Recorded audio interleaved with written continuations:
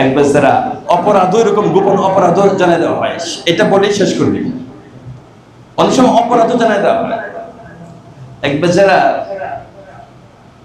বনি ইসরায়েলের জামানার এক বেচারা একজনকে হত্যা করছে। একজনকে, ওই দিন বৃষ্টি পড়তেছিল, পর্যাপ্ত বৃষ্টি পড়তেছিল। তো লোকটাকে যখন হত্যা করতেছে, হত্যারত অবস্থায়, হত্যার জন্য যখন রেডি হয়েছে, তখন উনি শেষ পর্যন্ত বাধ্য হয়ে, বৃষ্টি পড়তেছিল, বৃষ্টি যখন বেশি পড়ে পানির মধ্যে একটু এরকম হয় কিনা, কি বলে এটাকে, ফুটকার মতো এরকম। তুমি বললেন যে তুমি যে আমাকে মারতেছো, আমাদের এখানে তো কোনো মানুষ নাই, এই ফুটকাকে আমি সাক্ষী বানাইলাম। এই বৃষ্টির কারণে যে ফুটকা জমছে পানির উপর, এটাকে আমি সাক্ষী বানাইলাম। এটা বলে একটা পর্যায়ে সে মারা গেছে। 3 বছর হয়ে গেছে। কয় বছর? 3 বছর হয়ে গেছে। আরেকদিন বৃষ্টি পড়তেছে, খুব বৃষ্টি। বৃষ্টি পড়লে আমাদের গ্রামে গঞ্জে অনেক সময় মানুষ হয়তো বলে যে কাঁঠালের বিচি বাজি করে আনেন, এরকম বলে। অনেক সময় বলে যে সিম বিচি বাজি করে আনেন, মানে সিম বিচির কথা আছে এই কিতাবের মধ্যে, আছে সিম বিচির কথা, যে আমার জন্য একটু সিম ভাইজা নিয়ে আসো।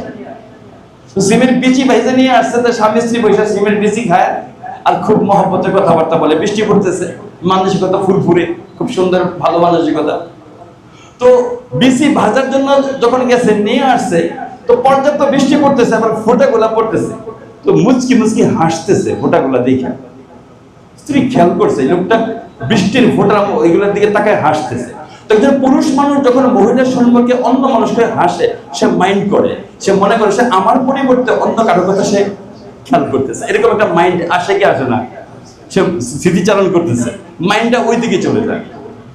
তো মহিলা বলতেছে, আরে আপনি হাসতেছেন যে, আমি তো এখানে নাই, তা আমার কোনো কথা তো হাসিতে আসার কথা না, তো এটা হাসলেন যে? কোনো না কিছু না কিছু না, কিছু না কয়বার বলা যায়? মহিলা তো আদায় করে ছাড়বে যে না, আমাকে বলতে হবে যে আপনি কি জন্য হাসছেন।